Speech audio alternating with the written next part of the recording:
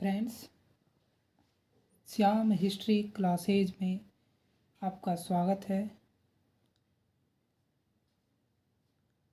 इतिहास विषय के टॉपिक्स को लेकर हम वीडियोस बना रहे हैं। अब तक हमने पाषाण काल को पढ़ लिया है। आज हमारा जो टॉपिक है वो पाषाण काल से आगे आद्य ऐतिहासिक काल है। आद्य ऐतिहासिक काल में हम जो पढ़ने जा रहे हैं ताम्र पाषाणिक संस्कृति अर्थात ताम्र पाषाण काल। तो शुरू करते हैं आज का टॉपिक। ताम्र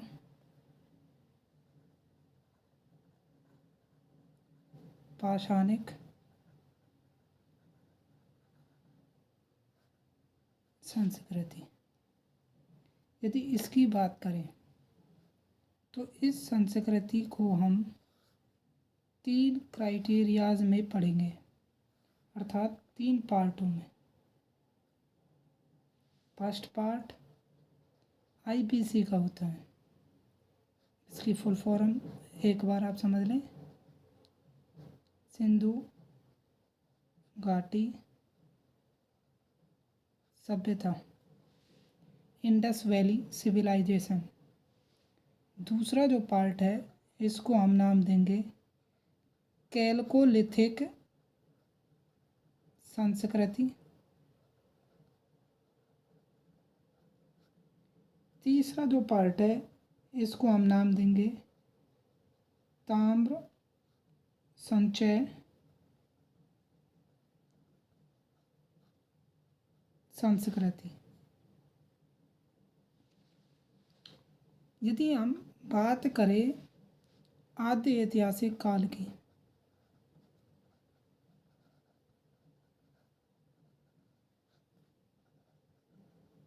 क्योंकि जैसा कि मैंने आपको बताया कि ताम्र पाषाणिक संस्कृति जो है अर्थात ताम्र पाषाण काल जो है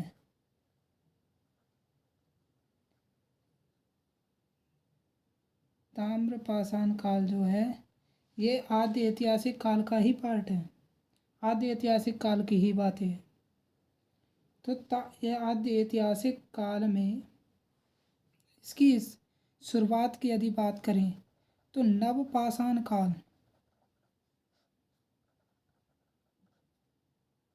की जब समाप्ति होती है तो इसकी समाप्ति से ही प्रागैतिहासिक काल जो है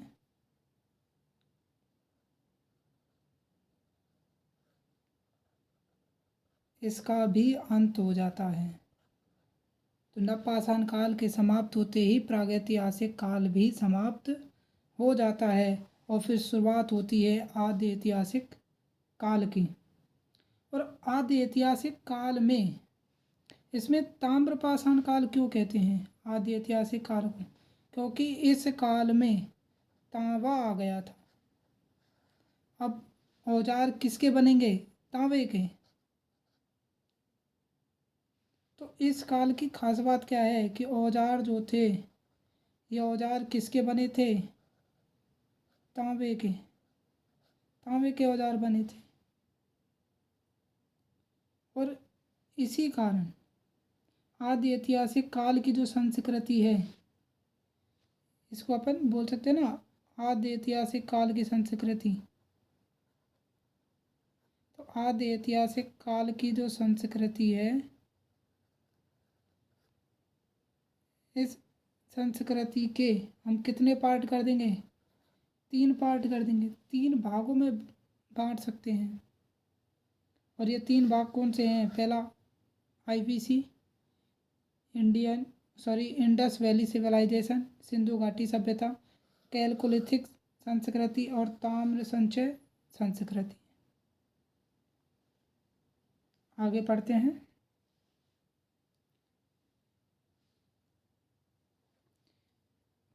कि जो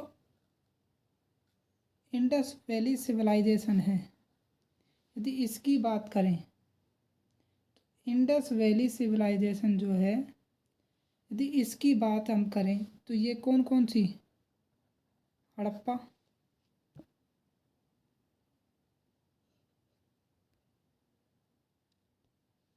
हड़प्पा, हड़प्पा में इसका पहला प्रमाण मिला। इस कारण को क्या कहा गया? हड़प्पा सभ्यता। या हड़प्पा सभ्यता नहीं तो इसको क्या बोल सकते हैं? हड़प्पा संस्कृति।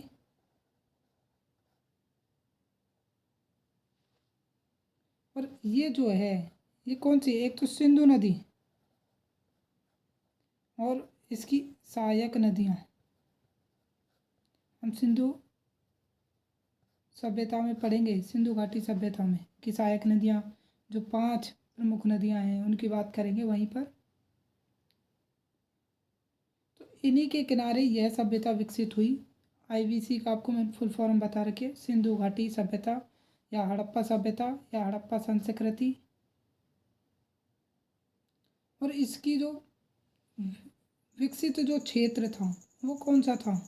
तो इसका विकसित क्षेत्र था पश्चिम से पूर्व, पश्चिम से पूर्व की ओर। तो इसका जो, इसके अलावा जो पार्ट है वो है दक्षिण में, कुछ हिस्सा दक्षिण में भी है।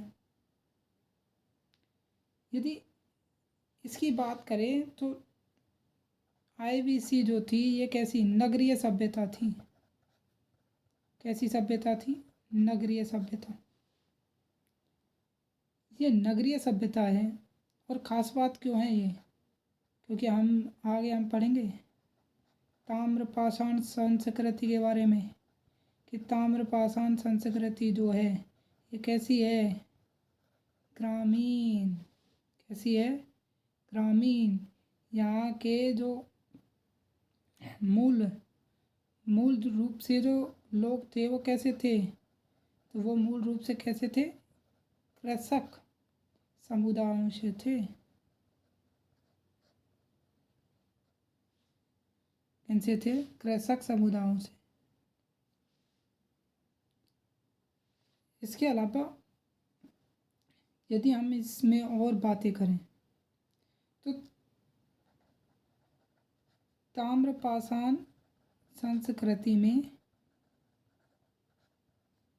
जो औजार हैं, हमने बताया आपको पहले, औजार जो हैं वो किसके बनाए गए हैं? तांबे के। किसके? तांबे के। लेकिन ख़ास बात यह है, इम्पोर्टेंट, कि केवल आहड़ आहड़ से हमें कैसे पत्थर के औजार मिले हैं। पत्थर के औजारों इनकी प्रधानता मिली है अधिक मात्रा में आहड़ से।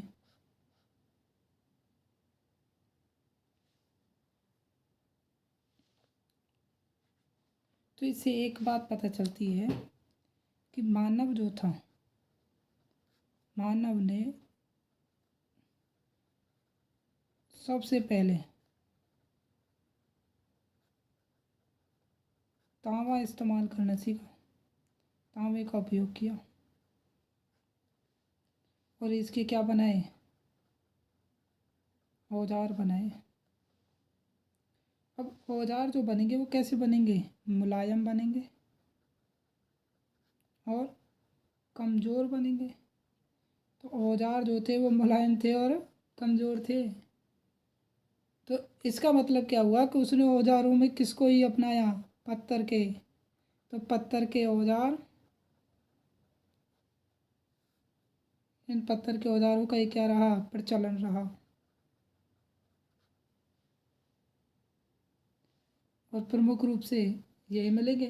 अब पत्थर के औजार मिल रहे हैं तो इसी कारण इस काल को क्या का नाम दिया गया? ताम्र पाषाण काल। ताम्र तांबा और पाषाण पत्थर। ठीक है, तो दोनों को मिलाकर के ताम्र पाषाण काल कहा जाता है।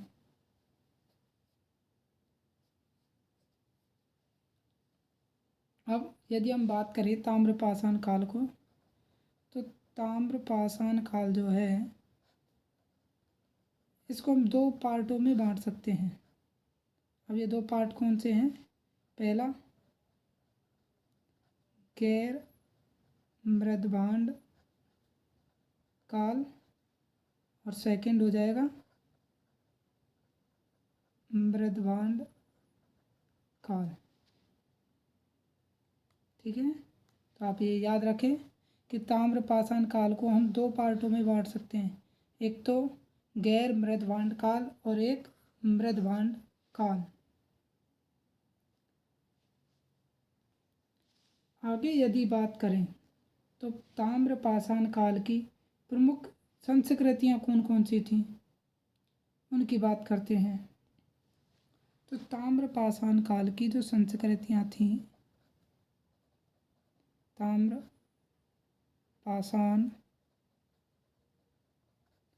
काल की प्रमुख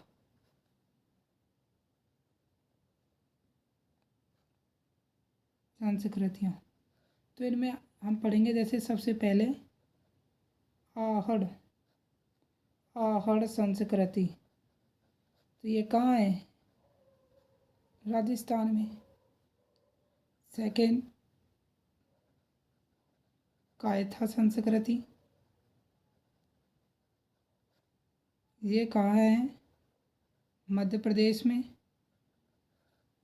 तीसरी है सेवल्दा संस्कृति,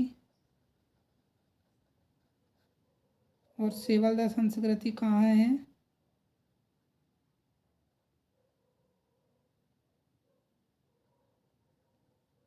गुजरात में। अगली है प्रभास संस्कृति, और प्रभास संस्कृति भी कहाँ है? गुजरात में। अगली संस्कृति है मालवा संस्कृति,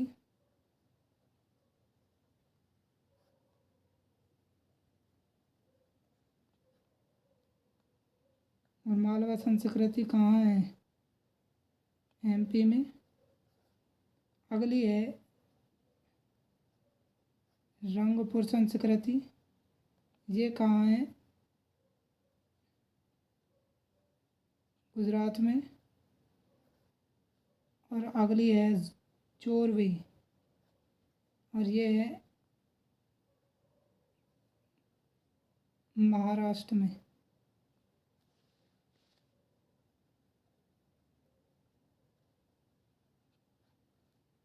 तो आपको इनके स्थल याद रखने हैं, बहुत ज़रूरी हैं इनके स्थल याद रखना, और आप इनको 2-3 बार बोलोगे तो आपके याद हो जाएंगे।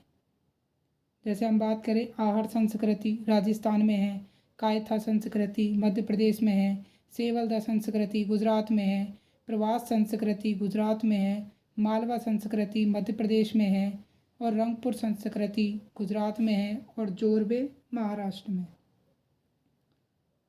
मालवा जो संस्कृति है प्रॉपरली ये एमपी के उज्जैन में है, उज्जैन से मिलती है।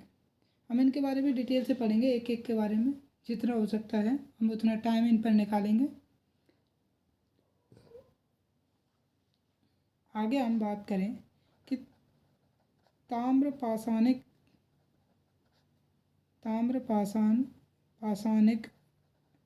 जो संस्कृतियां हैं, तो इन संस्कृतियों को पारिस्थिति के आधार पर कितने पार्टों में बांट सकते हैं? 2 पार्टों में। पहला हो जाएगा पश्चिमी भाग, और दूसरा हो जाएगा पूर्वी भाग। पश्चिमी भाग की यदि बात करें तो पश्चिमी भाग में आने वाली संस्कृतियाँ कौन कौन सी हैं? आहड़, प्रभास, मालवा, जोरवे। यहाँ जो है, यहाँ प्रमुख विशेषता क्या है कि ये जो क्षेत्र है इस क्षेत्र में कौन कौन सी नदियाँ हैं? तो यहाँ चंबल नदी है, नर्मदा नदी है और गोदावरी नदी है। तो इन नदियों का क्षेत्र है ये पश्चिमी भाग। यहाँ की यदि मिट्टी की बात करें तो मिट्टी कैसी है? काली मिट्टी है। और काली मिट्टी होने के कारण यहाँ का क्षेत्र कैसा है? अर्ध शुष्क क्षेत्र है। कैसा क्षेत्र है? अर्ध शुष्क क्षेत्र है।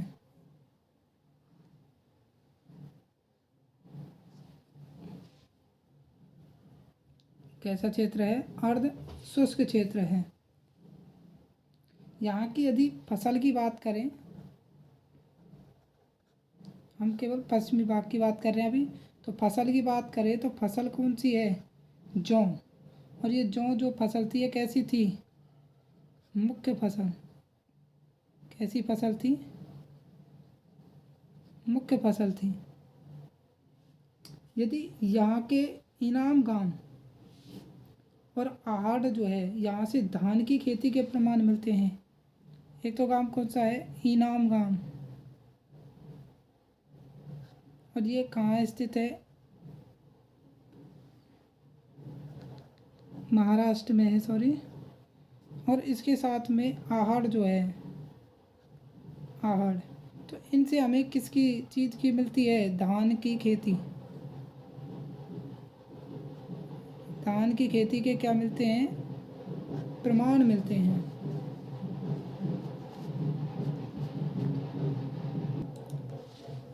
तो हमने पश्चिमी भाग की बात की। अब हम बात करेंगे पूर्वी भाग की, कि पूर्वी भाग में किस प्रकार की स्थिति थी। तो पूर्वी भाग की यदि बात करें तो पूर्वी उत्तर प्रदेश, बिहार, बंगाल, उड़ीसा, ये प्रमुख रूप से इसमें पूर्वी भाग में आते हैं। यदि यहाँ की संस्कृति की विशेषताओं की बात करें तो विशेषताओं में हम पढ़ सकते हैं कि यहाँ तांबे के जो औजार हैं, ये औजार कैसे मिले हैं? कम मिले हैं। यहाँ के जो निवासी थे ये तांबे के औजारों की जगह किसके?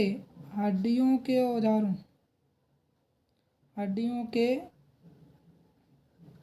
औजारों का इस्तेमाल जो है ये करते थे। तो इनके इस्तेमाल क्या मिला है? अधिकता मिली है, अधिक मिला है। तो अधिक इस्तेमाल कहाँ किया गया? हड्डियों का, हड्डियों के औजारों का अधिक इस्तेमाल किया गया, जबकि तांबे के औजारों का इस्तेमाल कम किया गया है।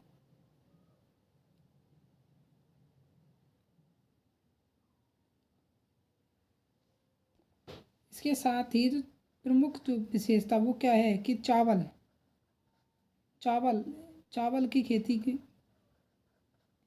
इसकी खेती के प्रमाण मिले हैं। यदि यहाँ इम्पोर्टेंस ही रखी जाए तो भरतपुर, और ये भरतपुर है कहाँ है? ये ज़रूर ध्यान रखें, ये पश्चिम बंगाल है। तो पश्चिम बंगाल के भरतपुर की बात कर रहे हैं हम, पश्चिम बंगाल के, ठीक है। और ये वर्तमान में कौन सा जिला है? वर्धमान। तो वर्तमान के वर्धमान जिले में स्थित है भरतपुर। तो यहाँ से भी हमें ताम्र पाषाणिक जो क्रांति है, सॉरी सभ्यता है, ताम्र पाषाणिक जो सभ्यता है, इसे पूर्वी विस्तार, पूर्वी विस्तार का क्या मिला है? प्रतीक, प्रतीक है ये, ठीक है। तो भरतपुर जो है इसको प्रतीक माना गया है ताम्र पाषाणिक सभ्यता के पूर्वी विस्तार का। और ये जो था प्रतीक, ये कब तक स्थित रहा था? तो ये हड़प्पा के अस्तित्व में रहा था, कि जब हड़प्पा थी तब था ये। तो इसका मतलब कि जो पूर्वी भाग में जो विकसित हुआ, तो ये हड़प्पा सभ्यता तक रहा था, कि जब हड़प्पा सभ्यता विकसित थी उस समय भी यह रहा होगा। आज की क्लास बस इतनी ही। कल हम इन संस्कृतियों के जो पार्ट जो हमने पढ़े हैं, आहड़ संस्कृति, जोरवी संस्कृति, तो कल हमारी क्लास इन्हीं संस्कृतियों के ऊपर रहेगी। जिन्होंने अभी तक श्याम हिस्ट्री क्लासेज चैनल को सब्सक्राइब नहीं किया है वो चैनल को सब्सक्राइब कर लें। नोटिफिकेशन पाने के लिए बेल आइकन को दबा दें। वीडियो को जितना हो सकता है उतना शेयर करें। धन्यवाद। मिलते हैं अगले वीडियो में।